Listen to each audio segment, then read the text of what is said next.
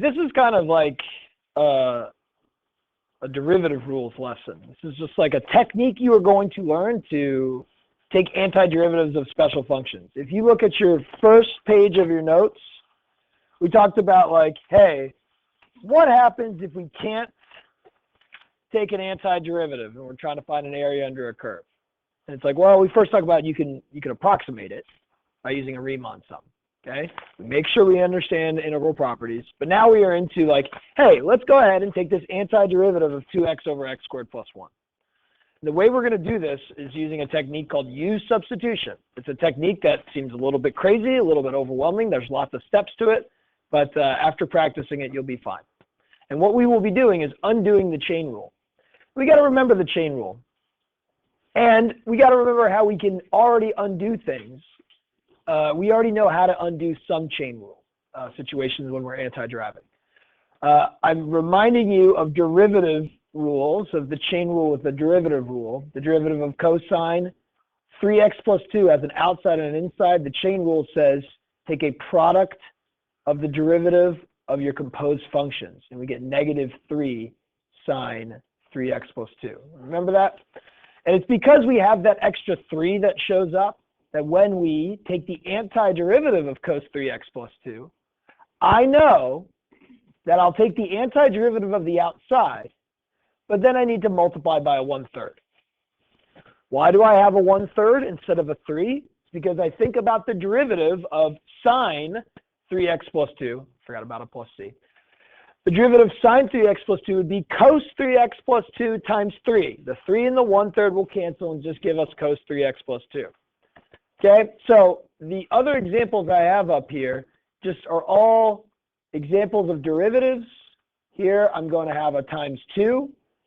If I have 1 over 2x plus 3 and I want to take the antiderivative, I'm going to have to get rid of that 2. So when I'm going the opposite way with an antiderivative, first of all, it's 1 over x. We remember the log function, the derivative of log is 1 over x. So the antiderivative of 1 over x, the log, absolute the stuff that I have in here, but I'm not going to forget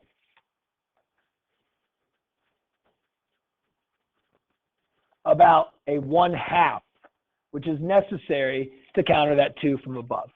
Does this make sense? So this is like stuff you've already done. This is review. I'm not going to do the derivatives anymore. I'll just like remind you when you're taking the antiderivative of e to the 5x plus 6, it would be e to the 5x plus 6. That would be the derivative of the outside, but I remember a 1/5. This is a tricky one. A lot of students mess up on this one, but we would actually use the power rule. I'd probably rewrite this as 3x plus 4 to the negative second. And then I'd use the power rule for powers. So remember, for powers, you would add 1, multiply by the reciprocal, just like how I'm taking the antiderivative of x cubed, and we haven't been taking antiderivatives in a while. It'd be 1/4 x to the 4th plus c. You add 1, multiply by the reciprocal. Well, that's a negative 2. So I'm going to add 1, multiply by the reciprocal. That'd be negative 2 stuffed to the negative first. But then I will not forget the reciprocal of the coefficient of x. Okay? So this antiderivative is negative 2 over 3, 3x plus 4 to the first. And I can distribute that 3 if I wanted to. Okay, so is this familiar to everybody? Question, did I mess up?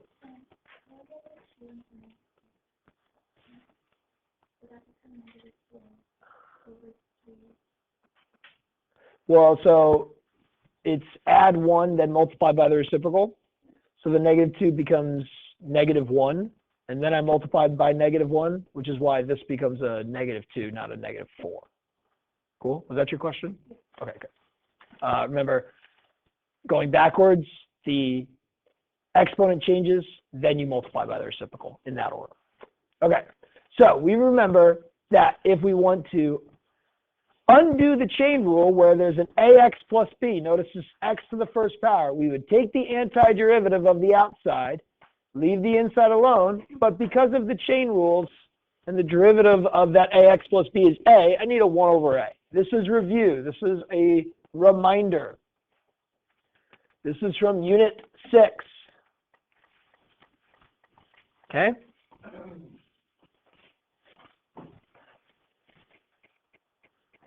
But this does not work for any type of composition. If you go to, I believe, the next page, 2 pages, the back of 2 pages, the but be careful part, this x squared plus 3 squared. You'll see at the bottom. Okay, and I want you to look at this one right here. Many of you will take that rule of take the antiderivative of the outside and then multiply by the reciprocal, but you will err when you do that.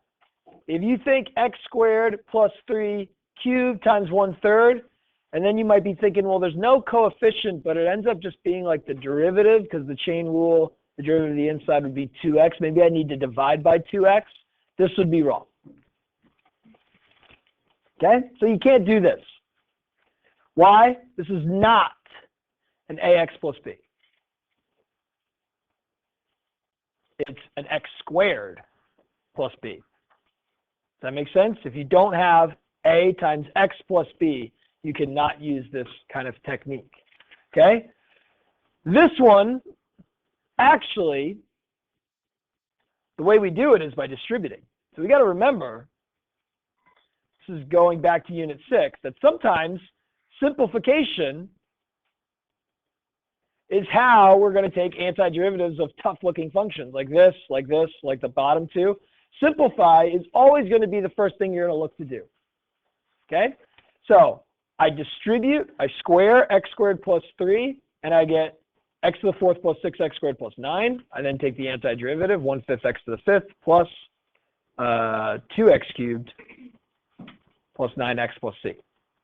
Okay, and I would do the same here. I would distribute the t squared into there. I would distribute this x by dividing both of the terms by the x. I'd divide both of these terms by the root x. Okay, this is all stuff we've done before. That's review. Okay, but now let's get into new stuff. So now we're going back. Look at these. First thing we notice, this is not ax plus b inside a composition. This is x cubed plus 3x to the 4th. I got 9 minus x squared. There's no coefficients, but that actually doesn't matter. I could have numbers in there. What also do we notice that's different about these compared to the other ones that we've already done?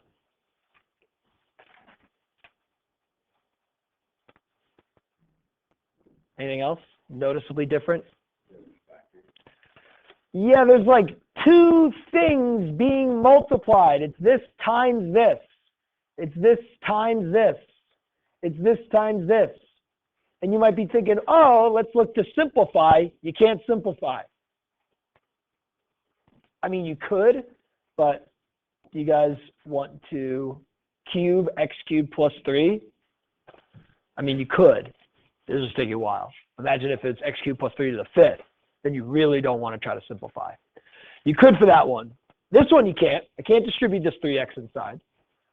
I can't multiply this x cubed with this x to the 4th. So it's just like we got products. We are not used to products. We're used to just like sine of 3x plus 4. Its antiderivative would be negative cosine 3x plus 4 times 1/3. Okay? So we will be able to take the antiderivative of these, but we need a new technique. This new technique we are going to learn, it's called U substitution. And what it does is undoes the chain rule. We know derivatives of compositions, f of g of x, just to remind you of the chain rule, f of g of x, its derivative is f prime of, this derivative is g prime of x. We'd have f prime of g of x times g prime of x. Okay, we remember that from our derivative rules units, and we've been using O's and I's with derivatives for a long time. Today, we are going to have an antiderivative of this. We will start with something that ends up looking like this, and we need to go backwards, and we need to get f of g of x plus c. And getting there, unfortunately, the technique is a lot more complicated than just an O and an I. We're going to use a different letter, U, but the process of using this U is long and complicated, and you may seem overwhelmed by it, but with practice, it's actually not that bad. Okay? So here we go. Here is this U technique to undo the chain rule. We are undoing the O's and the I's. All right. And I could refer to the O's and the I's. I feel like it'll be complicated and you guys won't understand it, so I'm just going to tell you the technique. I'm going to do it conceptually on the left side. You're going to do it for this example on the right. I know what my answer is going to end up being, right? The antiderivative of f prime of g of x times g prime of x will be f of g of x. So you can go ahead and throw that on the bottom. You know that is going to be the answer. But the question is, like, how do we get there? All right? I don't know what the answer is on the right side, neither do you, but we're going to be able to find it out. All right, step one, and we're going to write the steps down on the next example, so you don't have to write it down now. We are going to set u equal to what is typically the inside of a composition, g of x. So in this situation, the inside of a composition, here's my composition, g of x is inside the composition. And I'm going to do this off to the side, okay? Because this is actually just like kind of side work, and we're going to work over here for a little bit, and then we're going to go back to the integral. So I recommend put the work on the side, don't put it underneath, because we'll need space to do some integral stuff in the future. But we're just going to do stuff on the side. What would be u in this situation? Right, the inside of the composition, so everybody write u is equal to the x cubed plus 3. Now don't include the parentheses, don't include the cubed, it's the stuff inside. So I say u equals that stuff inside my composition. Now I'm going to take the derivative of both sides. Now don't write this down because we're going to skip this step. This is what I will be doing. I'll be taking the derivative of both sides of this with respect to x. Now this is the derivative. You're like, aren't we taking an antiderivative? Yeah, we are. I'll show you how this is going to help us. And I would get du dx equals g prime of x. But the purpose of this for substitution, to help us substitute, I don't want to leave it in this form. I'm actually going to multiply both sides by dx, and I'm going to write it as du equals g prime of x dx. So all you need to know is you will take the derivative of this, and you will write it in this form, du equals our derivative times dx. Okay, so go ahead and do that on the right side.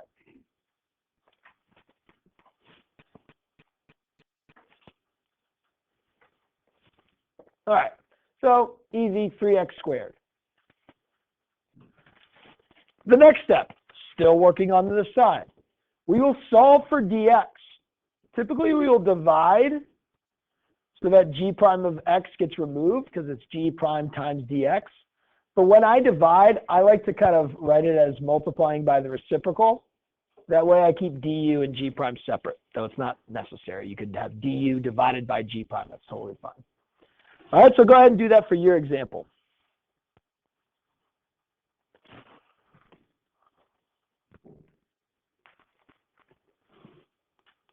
Solve for dx here.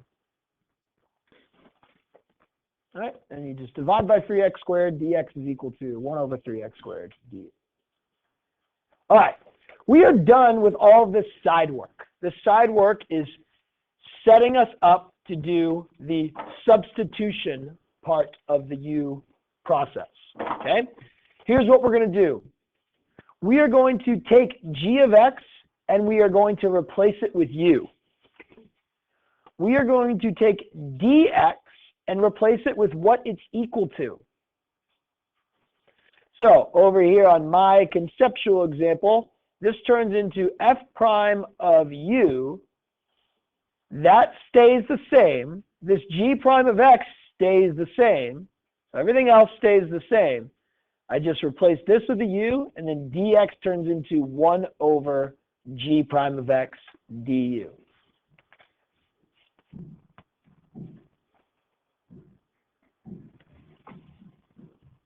Okay, so that's where I am. You guys do that step.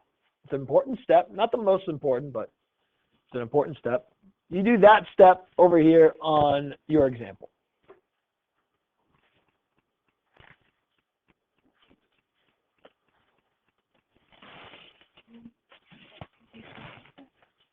You still keep the cubed, just like I still keep the f prime. All that gets replaced is x cubed plus 3 gets replaced by u, and dx gets replaced by 1 over 3x squared du. Okay, so let's see. This is what it should look like. Let's see if you have it. X squared u cubed 1 over 3x squared du.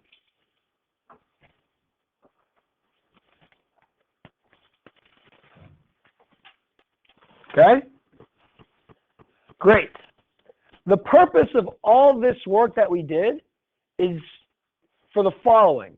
After I do this substitution, stuff should cancel, namely the x's should cancel, leaving me with a simpler integral that just has u's that we want to antiderive with respect to u. So this turns into f prime of u du. Do you see stuff that will cancel in your example?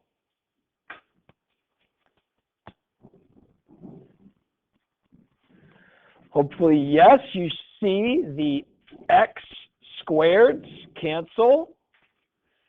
Because it's multiplication, it's like multiplying things in any order. So like x squared divided by x squared, that's just 1. This turns into a 1/3. Now u parentheses cubed, you don't have to have the parentheses anymore. It's just u cubed. And I put the 1/3 in front of it. Well, I am now able to take the antiderivative of f prime of u. I just have f plus a c. You can take the antiderivative of 1/3 u cubed. Take the antiderivative of 1/3 u cubed using the power rule of antiderivatives.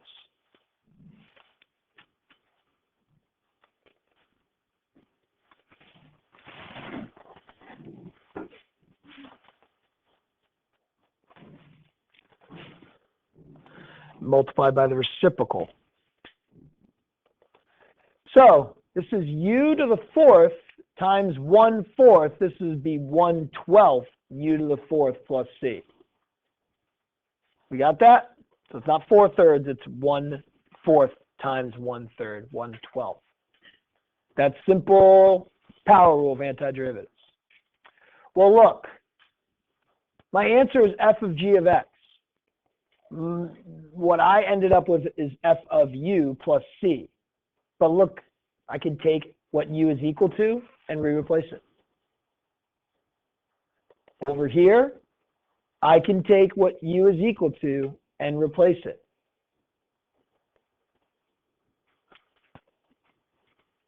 This is the antiderivative of x squared times x cubed plus 3 cubed. Yep. I don't know. Yep.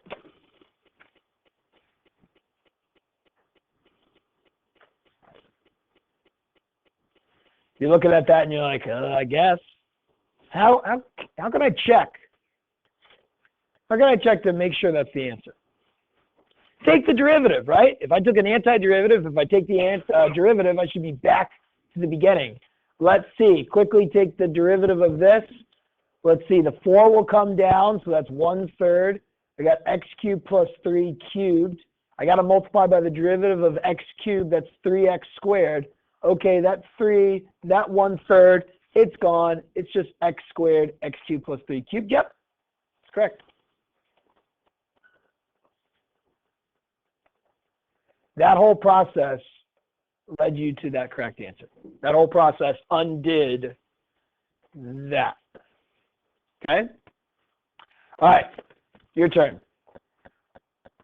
I'm going to skip this actually and go to this one. I think this one might be a little bit easier to handle because most people struggle with antiderivatives of square roots. I'm going to have to remind you of that. All right, ready? Here we go. Don't look back. I'm going to tell you what to do.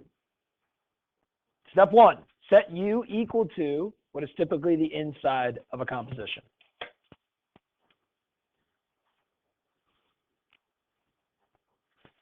Check with your neighbor.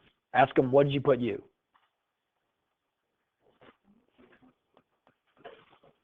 U should equal x to the 4th. Step 2, take the derivative of that, but write it in a form du equals the derivative dx.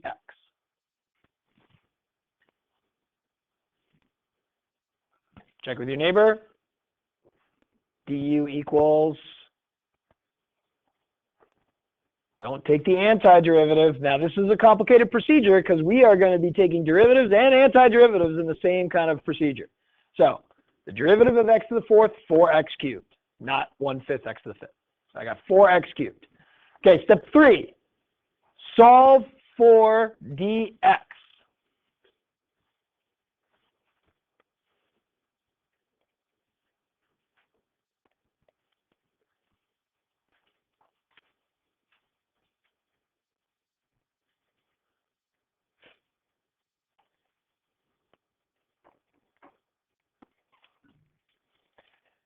So we should have dx equals 1 over 4x cubed du. We got that? Or 1 over 4x cubed du equals dx is probably what I'd have. All right. Step 4, sub in u, sub 4 dx. Now we are ready to go back to our original integral, sub in u and what it's equal to, and then remove dx and replace it with what we discovered dx is equal to.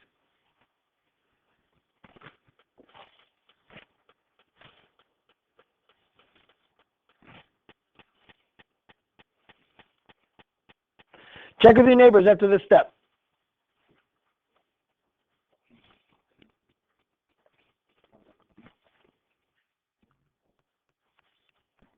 Go ahead, you have to try it. This is an important step.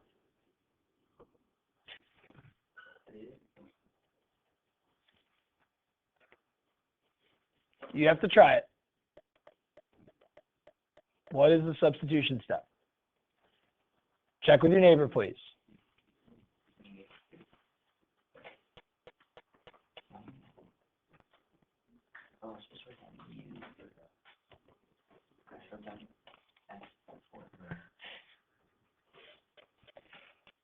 Okay, what it should look like is the following. X cubed sine u, 1 over 4x cubed du. Has everybody got that? Step 5. If we've done everything correctly, stuff should cancel, namely x's should cancel, leaving you with just u's.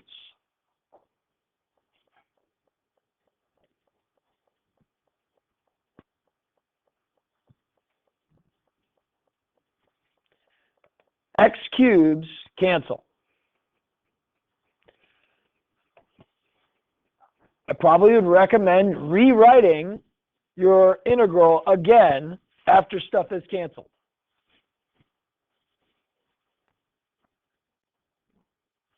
One-fourth sine u du. Here comes the most important step, which everybody forgets. Take the antiderivative. We've done so much work setting ourselves up. A lot of people will do this substitution, and then they'll just end up plugging u back in and saying that's my answer. But you have to take the antiderivative. Take the antiderivative here.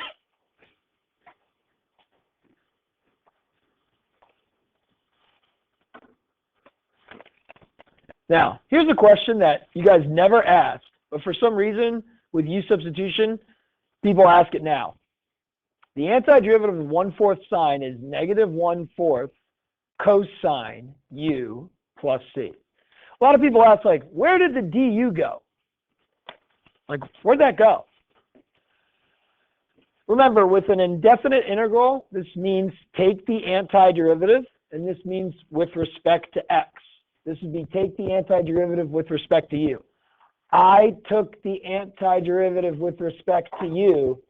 That is why the du is gone, because I've taken the antiderivative with respect to u.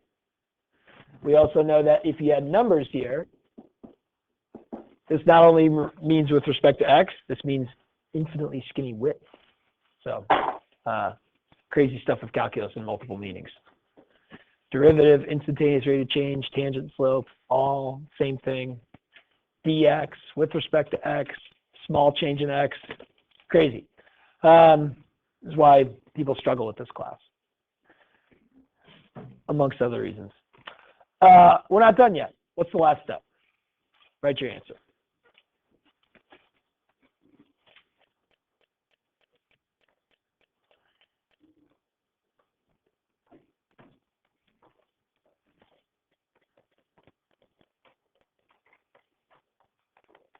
Plug u back in. U is x to the fourth, so I plug x to the fourth and replace u again. So I get negative 1/4 cosine x to the fourth plus c. All right, let's go back. Let's do the previous one.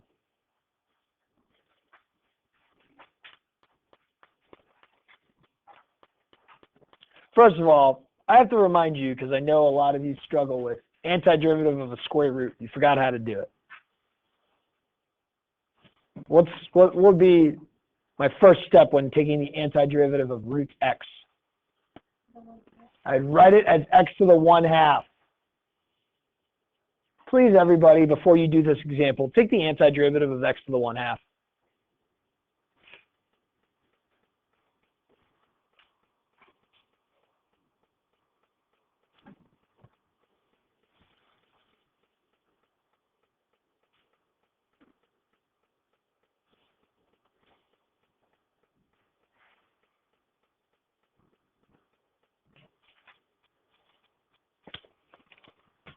I hope we get x to the 3/2 times 2/3. Did we get that? All right, good. All right, now we're ready to go. Here we go. Step one, set u equal to what's typically the inside of a composition. There's a composition of a square root of stuff. U will just equal the stuff. It will not include the square root, does not include the outside, what's going on. It's just the inside.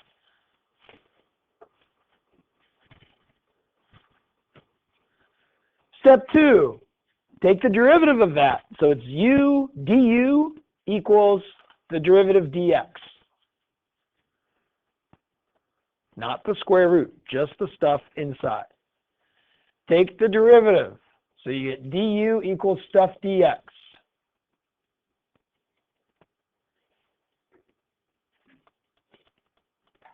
Solve for dx.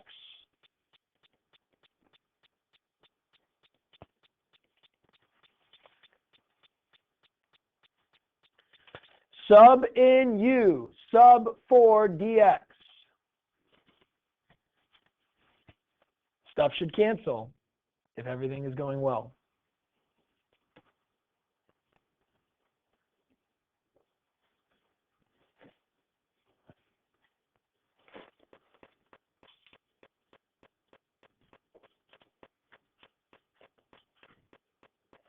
Nine minus x squared gets replaced by u. Dx gets replaced by 1 over negative 2x du. The x's cancel, leaving me with negative 3/2 root u. Might as well write it as negative 3/2 u to the 1/2. The most important step, take the antiderivative. We've done all of this work to allow us to do this next step, which is taking the antiderivative.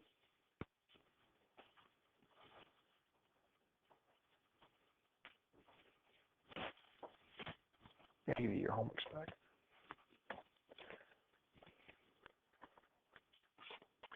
That becomes u to the 3/2 times 2/3. This negative 3/2 and this 2/3 cancel, leaving me with negative u to the 3/2 plus c. Final step, take that 9 minus x squared, replace u with it. And we have our answer.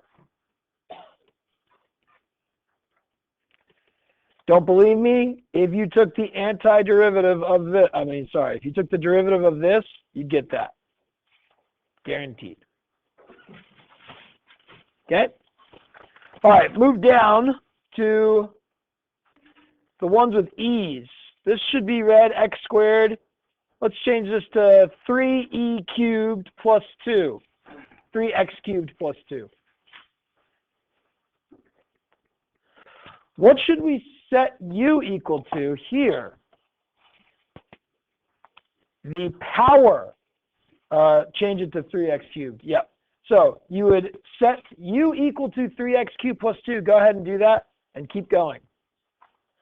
Whenever you see e to a power, you see that composition. The inside, it doesn't look like an inside, but it is. The inside of the composed function is the power.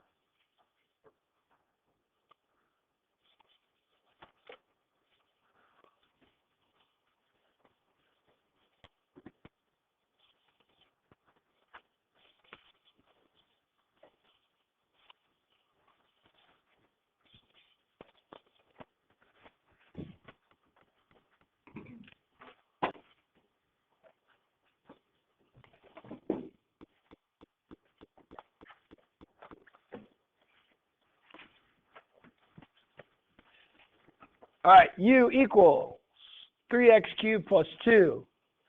du would be 9x squared. The 2's gone, dx. dx is equal to 1 over 9x squared du. This turns into x squared e to the u, 1 over 9x squared du. The x squareds cancel. The next step with e's is easy because the antiderivative of e to the x is e to the x.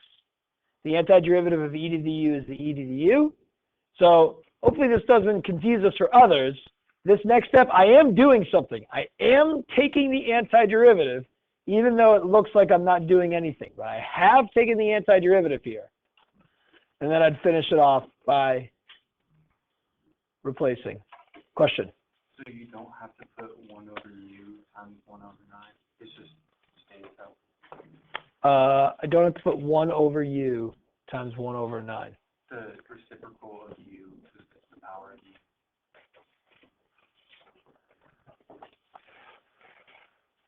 Good question. Think of this not as a constant, but as a variable. Did we take the antiderivative of e to the x and say it's e to the x times 1 over x? No. We said the antiderivative of e to the x is just e to the x. Okay? Now, if this was 3x, then yes, we would need a 1/3. Okay? But if it's just e to the u or e to the x, we're just going to have that. Okay? In your homework, I give you examples of the ones we've already known how to do, which is undoing just by multiplying by the reciprocal. I will give you examples of how u substitution isn't going to work, and you're going to have to simplify. And then the next 2 pages are u substitution, okay? So obviously, you guys are going to spend 5 days forgetting all this, and then on Tuesday, you'll watch the homework video. But listen, if you think you're just going to copy down the answers to the key and be ready to be successful on your quiz that you take when this is a very kind of intense technique, I'm not going to put up instructions for how to do this, okay? I will just give you your quiz and say, make sure you know how to do this when you show up for your next class, which is on next Wednesday. Okay? I'll see you guys in a week.